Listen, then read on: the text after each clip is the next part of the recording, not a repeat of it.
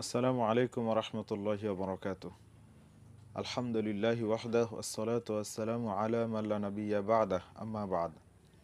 সম্মানিত দর্শক মণ্ডলী, প্রশংসা আল্লাহ তাআলার জন্য, শান্তি অবতীর্ণ হোক মুহাম্মদ সাল্লাল্লাহু আলাইহি ওয়াসাল্লামের ওপর। আজকে সংক্ষিপ্ত সময়ে গুরুত্বপূর্ণ একটি বিষয় নিয়ে আমরা কথা বলবো, আর সেটা হচ্ছে যে ইফতারের পূর্ব মুহূর্তে আমাদের করণীয় কী। রমাদান মাস চলছে, সবাই বুঝতেই পারছেন।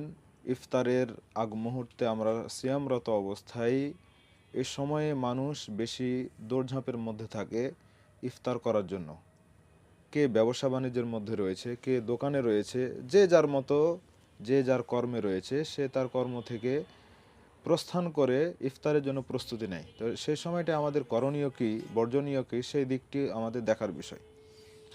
দেখতে পাবেন এখন সামনে দিন যত যাচ্ছে, ইফতারের এই মুহূর্তগুলোতে বিভিন্ন জায়গাতে মানুষ দাওয়াত পেয়ে অংশগ্রহণ করছে ইফতারে। সেখানেও দেখা যাচ্ছে যে আমাদের করণীয় এবং বর্জনীয় দিকগুলো দেখার বিষয় রয়েছে। তো রাসূলুল্লাহ সাল্লাল্লাহু আলাইহি ওয়াসাল্লামের বক্তব্য অনুযায়ী সিয়াম পালনকারী ব্যক্তির দোয়া কবুল হয়, ইফতারের মুহূর্তে দোয়া কবুল হয় মর্মে বর্ণিত হাদিসটি দুর্বল। তবে সিয়াম পালনকারী ব্যক্তির দোয়া কবুল হয়, এখান থেকে বোঝা যায় যে সিয়াম পালনকারী ব্যক্তির দোয়া কবুল হয় মানে যতক্ষণ ব্যক্তি সিয়ামরত অবস্থায় রয়েছে ততক্ষণ তার দোয়া কবুল হয়। তো যেখানে সূর্য ডুবার সাথে সাথে আমাদেরকে ইফতার করতে হয়, সূর্য ডুবে গেল মানে আমাদের সিয়াম পূর্ণ হয়ে গেল। এরপরে মাগরিবের পর থেকে শুরু করে আবার সুবহে সাদিক আর এর আগ পর্যন্ত, মানে সিয়াম ধরার আগ পর্যন্ত এ সময়ে দোয়া কবুলের বিভিন্ন জায়গা রয়েছে, সেটা ঠিক। কিন্তু সিয়াম পালনকারী ব্যক্তির দোয়া কবুলের যে বিষয়টা, সেটা কিন্তু আর থাকছে না।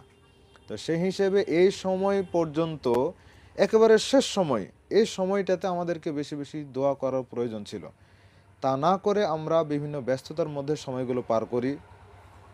দেখা যাচ্ছে যে কেউ ব্যস্ততাকে কমানোর জন্য ওই সময় বেশি দৌড়ঝাঁপ করে, কেউ হয়তো বাহারি রকমের ইফতারি কেনার জন্য দৌড়ঝাঁপ করে যে ইফতার করতে হবে। তাই তারা যে যার মতো করে যা খায়, যেটার উপরে অভ্যস্ত, বা ভালো কোনো খাবার ক্রয়ের জন্য দৌড়ঝাঁপ করে। আবার যেখানে ইফতারের আয়োজন হয় সেই জায়গাতে আমরা অনেকেই বিভিন্ন অনৈতিক কার্যকলাপ, আবার সুন্নাহ পরিপন্থী কিছু আমল, যেগুলোকে ইসলাম বিদআত হিসেবে চিহ্নিত করেছে, এই সমস্ত আমলগুলো নিয়ে আমরা ব্যস্ত হয়ে যাই। ইফতারের আগ মুহূর্তে যেখানে আয়োজন, সেখানে কিছু নসিহা করা যায়, কিন্তু সেখানে ইফতার আগ মুহূর্তে একটা বিদাতি কর্ম করা, যেটা যেটা সম্মিলিত মোনাজাত হিসেবে আমরা দেখে থাকি, এই সমস্ত কর্মগুলো করা ইসলাম এটাকে অনুমোদন করে না, অথচ এই আমলগুলো আমরা করছি। তাহলে কিভাবে আমরা দোয়া করব? এককভাবে আমাদেরকে দোয়া করতে হবে, এককভাবে। আপনি আপনার মতো দোয়া করলেন, আমি আমার মতো দোয়া করলাম। রমাদান মাস মানে ইবাদতে ব্যস্ত থাকতে হবে, দুনিয়াবি কোনো কিছু তো নয়। শিরক বিদাতের মতো পাপও আমাদেরকে পরিত্যাগ করতে হবে।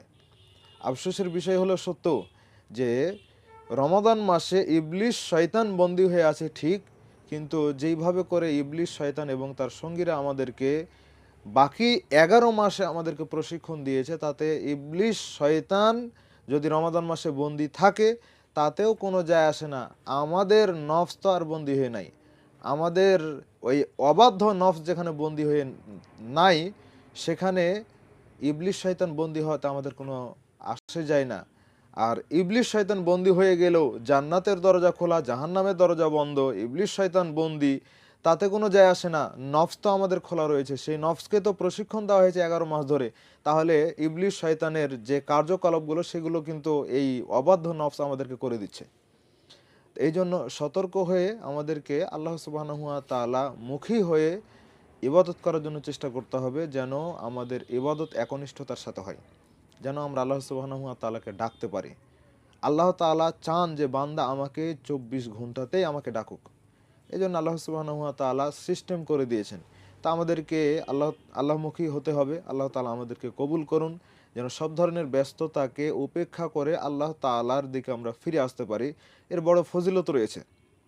হাদিসে কুদসির মধ্যে রাসূল সাল্লাল্লাহু আলাইহি ওয়াসাল্লাম বলছেন যে আল্লাহ তাআলা বলেছেন, ইয়া ইবনে আদম, আদম সন্তান, তাফাররাগ লি ইবাদি আমলা সাদরাকা গিনান, তুমি আমাকে সময় দাও, আমি তোমার দুর্ভিক্ষ, আমি তোমার গরিব সব কিছু দূর করে দেবো, তোমাকে ধনী বানিয়ে দেবো। তাহলে আল্লাহকে সময় দিলে আল্লাহ ধনী বানাবেন। এখন আপনি দুনিয়াকে সময় দিচ্ছেন, তাহলে এই দুনিয়ার অস্থায়ী, দুনিয়ার এই অস্থায়ী টাকা পয়সা, অস্থায়ী সব কিছু, এই কিন্তু আপনাকে ধনী বানাতে পারবে না। সাময়িকভাবে হয়তো কিছু দিল, এটা আবার ধ্বংস হয়ে যেতে পারে। আর আল্লাহ সুবহানাহু ওয়া তাআলা আপনাকে যেভাবে ধনী বানাবেন সেটা ধ্বংস হবে না।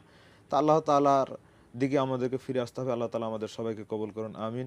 আসসালামু আলাইকুম ওয়া রাহমাতুল্লাহি ওয়া বারাকাতুহু।